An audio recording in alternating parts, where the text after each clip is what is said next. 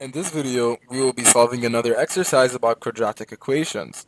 The exercise says plot the curve y equal x squared plus 2 in the range of x is greater than or equal to minus 3 and is less than or equal to 3.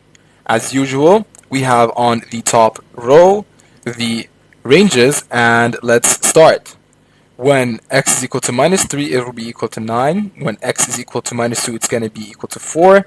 When x is equal to minus 1, it's going to be equal to 1. When x is equal to 0, of course, it's going to be 0, 1, 1, 2, 4, and 3, 9. Now for y, it is basically the sum. 9 plus 2 is 11, 4 plus 2 is 6, 1 plus 2 is 3, 0 plus 2 is 2, 1 plus 2 is 3, and 4 plus 2 is 6, and 9 plus 2 is 11. Now, let's plot the points. We have minus 3 and 11, minus 2 and 6, minus 1 and 3, 0 and 2, 1 and 3, 2 and 6, and finally 3 and 11. Now, for the second part of this question, let's go ahead and plot the curve.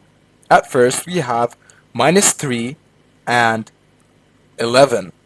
So we go all the way to minus 3 to the left on the x-axis, and then we jump up 11 points until we reach the first coordinates of the first point. Now for the second point, we have minus 2 and 6. For the third point, we have minus 1 and 3. For the fourth point, we have 0 and 2, so this is going to stay on the x-axis. For the fifth point, we have 1 and 3.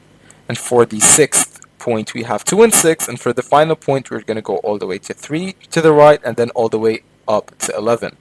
Now the final step is to connect the 7 dots in order to form our parabola. That would be the solution for the question. And there we go. Here we have our curve.